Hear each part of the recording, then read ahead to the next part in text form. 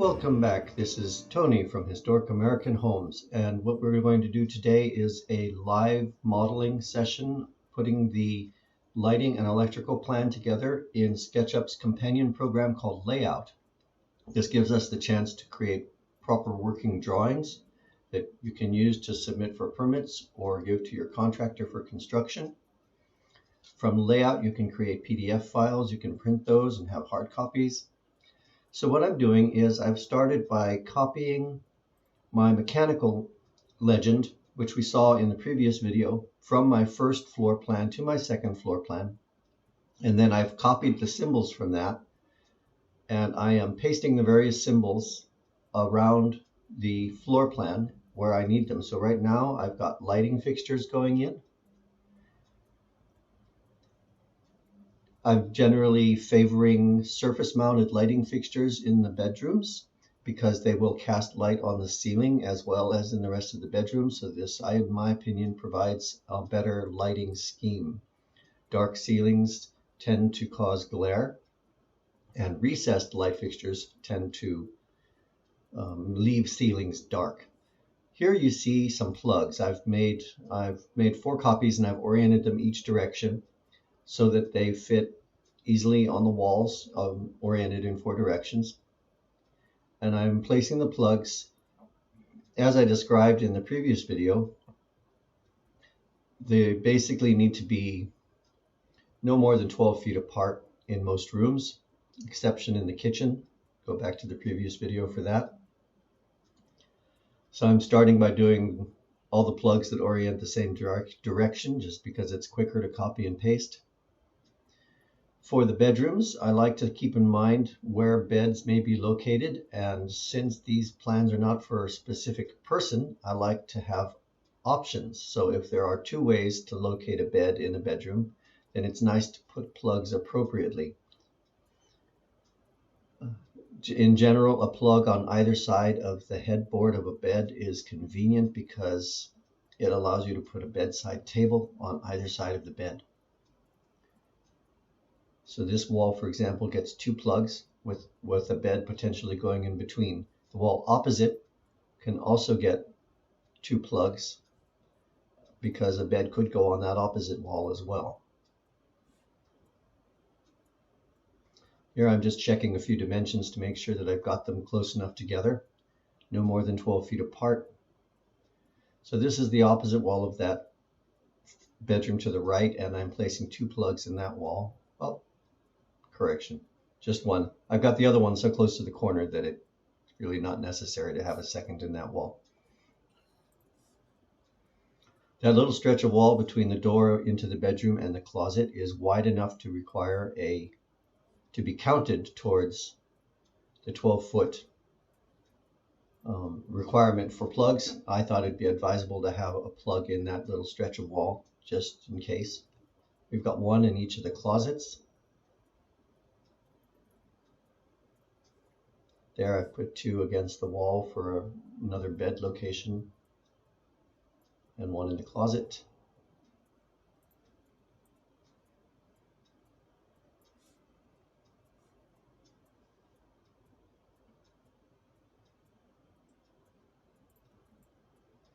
Now we're going to need plugs along that garden side back wall of the house. I suppose it's pretty useful to have them in the hallway, especially if you're running around with a vacuum. Speaking of vacuums, I didn't indicate that on this building, but if I was actually building this or recommending it for a client, I would most definitely install a whole house vacuum, built-in vacuum system. Those are wonderful to have, and this would be a great house for that application. So I've got a plug on either side of the vanity. Well, I put 1 in the middle, and then after that I changed my mind. You'll see that I changed my mind and put 1.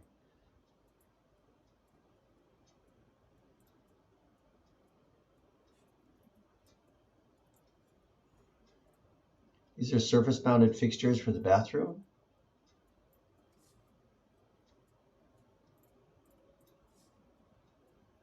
I'm going to have a light on either side so that you get light on both sides of your face when you're looking in the mirror. combination bath light and vent. Works perfectly well for a small bathroom. It'll be on its own switch, separate from the lights at the mirror. In this other bathroom, which is a little larger, I included a second light. And I'm bringing over the lights over the vanity.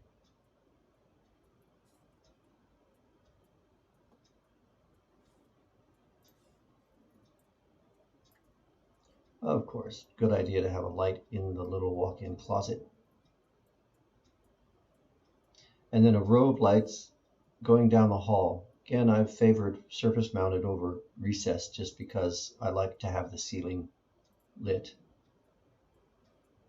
Checking the distances and trying to get it approximately centered in the hallway.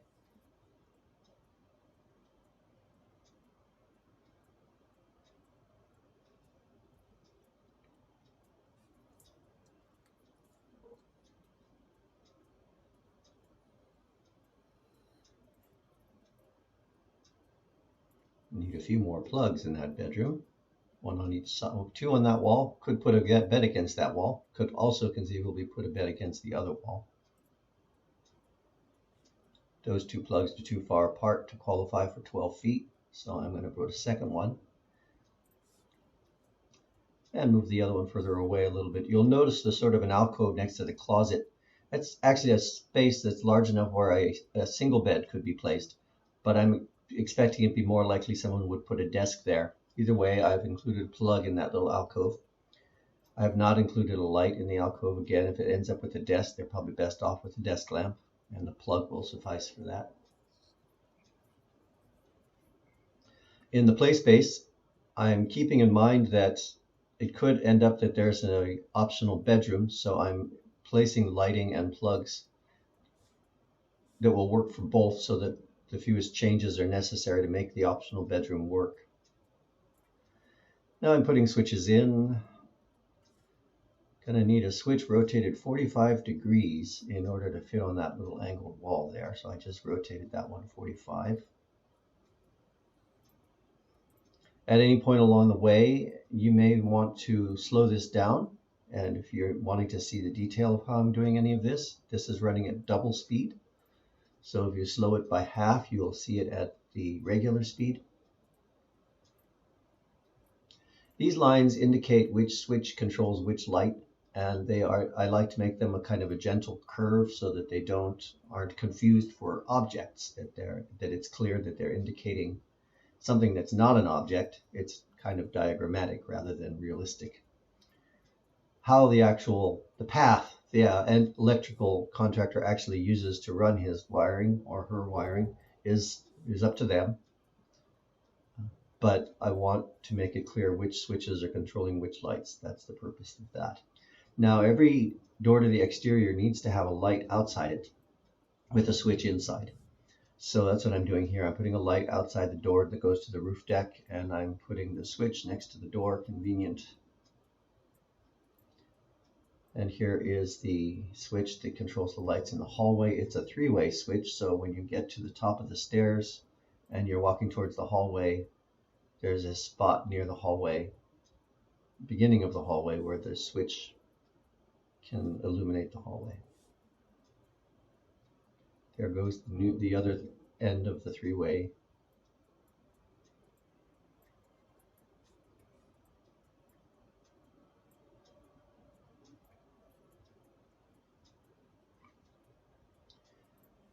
The other hallway leading to the other bedrooms can be on a separate line. So those are the two switches at either end for that hallway.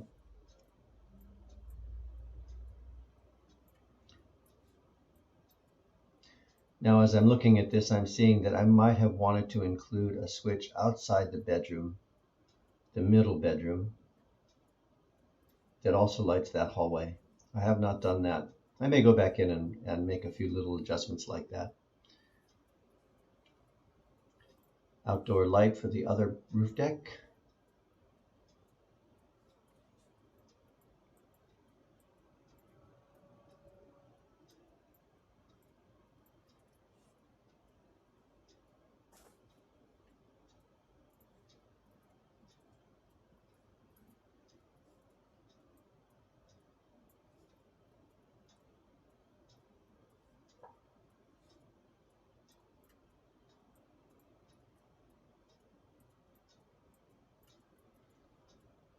Just more of the same.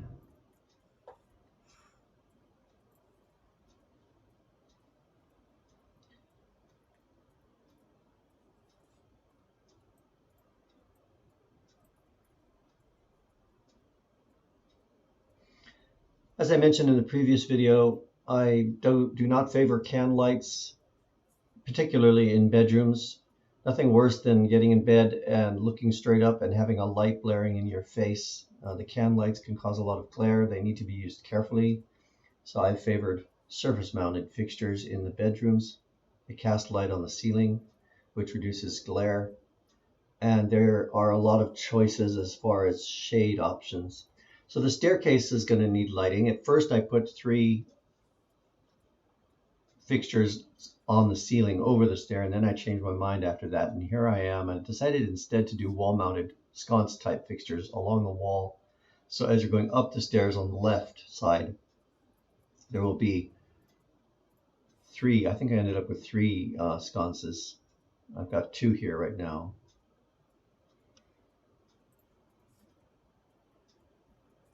And it will need to have a switch at the top of the stairs and a switch at the bottom. So here's the switch at the top. Now the switch at the bottom will show up on the first floor plan. So in order to indicate that and make a complete diagram of the circuits, I have to indicate a break line on the line that goes here. I'm doing it, the line that goes to the switch that's downstairs, because we don't see the switch that's on the first floor, which is at the bottom of the stairs. So I'm going to put a little break line indicator, and that will make it clear that there's the break line, that the line continues to the downstairs.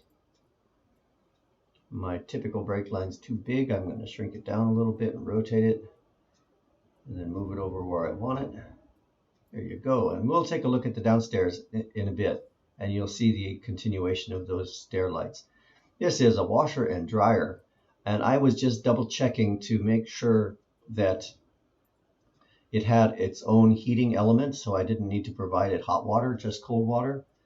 And also I was checking the voltage to make sure it was a 120 circuit rather than a 240. So I wanted to put the correct type of plug indicated for the washer and dryer. I've put 2 back there. They'll be under the counter, mounted where they're convenient for plugging in the equipment. And I'm indicating one for the washer, one for the dryer. And then the countertop itself is going to need a couple of plugs. So you'll see 2 more plugs going in, which are for people doing something on the countertop. But these 2 would be underneath and located conveniently for plugging the washer and dryer in place. Now, I have not shown a cold water valve, and I probably should go in there and do that to be complete. I probably could cover it in notes, where there's a washing machine indicated, that also includes a cold water valve. Can never be too careful about this stuff. You don't want to be repetitive, but at the same time, you don't want to leave anything out. I always think if it's not on the drawings, there's no reason why the contractor needs to do it. So try to be as explicit as possible with what goes on the drawings. Unambiguous.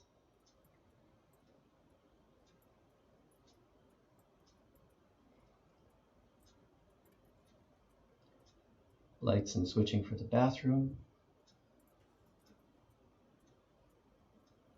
Gonna need a little plug in that alcove anyway, and I think it'd be a good idea because that might be a place where some cabinetry goes in. And it actually can be really convenient to have a plug inside a cabinet.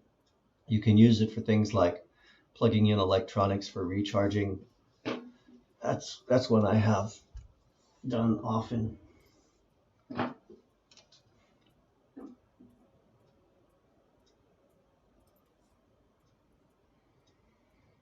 Decided to add a second ceiling light to that larger bathroom.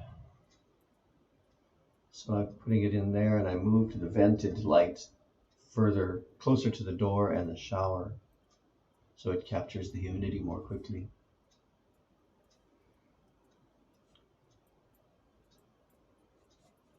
You can get combination light and vent fixtures where the vent is on a timer. So when it goes on automatically when you turn on the light and then goes off after a specified period of time.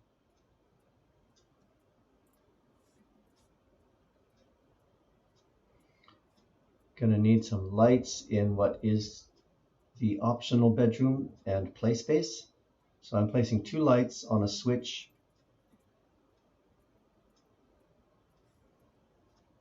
Two sets of 2 lights switched separately. So if the optional bedroom gets built, there's a switch controlling the lights for the bedroom and a separate switch controlling the lights for the remaining play space. That way none of the wiring has to be redone if people opt for the optional bedroom. So you come to the top of the stairs, there's a switch right there on your left which lights the stairs, and a second switch which turns on the lights in the play space, nearer side of the play space. And then at the opposite side of the play space there's a separate switch, that's a mouthful, that turns on the other 2 lights. This gives you some options as to how to light the space.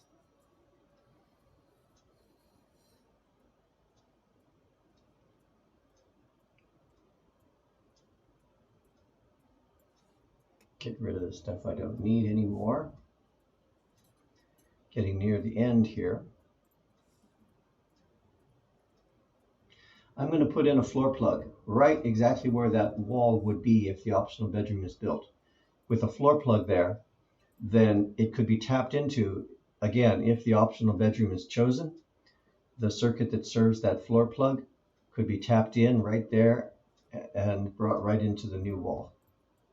I had not included a floor plug on my mechanical legend, so I'm putting that in now.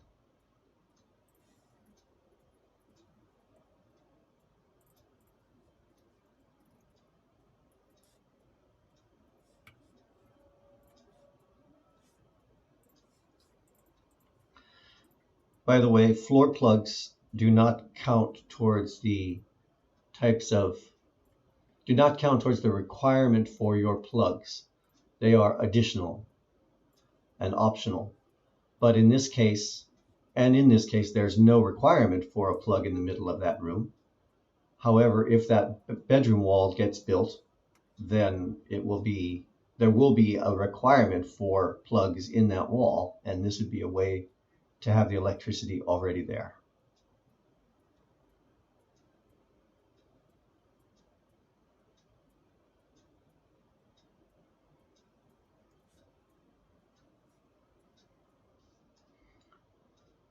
All right, this is the finished upstairs floor plan, the finished upper plan, and we're just going to kind of cruise through it at regular speed now. We've slowed back down to regular speed.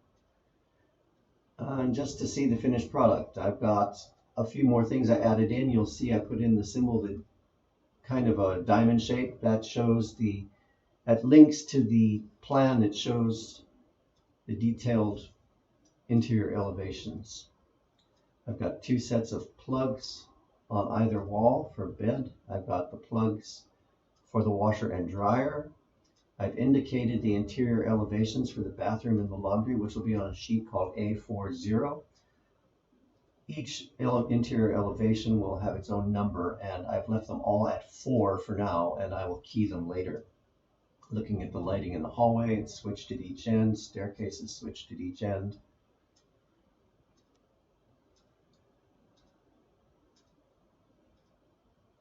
The other hallway leading to the other pair of bedrooms. There we see the 3-way switch for the stairs going downstairs with the brake line.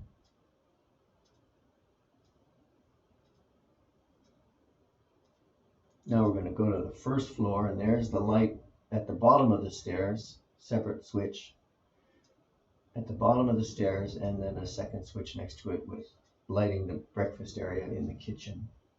We've got a row of lights extending along the back wall from the garage door to the entry hall along the back of the house. So when you come in from the garage or through the entry, there's a switch at either end that kind of lights the whole circulation path. I've got 4 linear light fixtures in the garage, And then at the corner where I'm circling the mouse, I have my electrical panel, my electrical meter, light, water meter, and gas meter, all located on the outside. They need to be spaced a certain distance apart, and that kind of depends on your local utilities. They aren't all exactly the same, but I generally figure at least 3 feet. It seems to be the rule. We're looking over at the master bedroom suite, the living room, and the study. I kind of reviewed most of that in the previous video, but I thought it'd be good to just recap the whole completed lighting and electrical plan.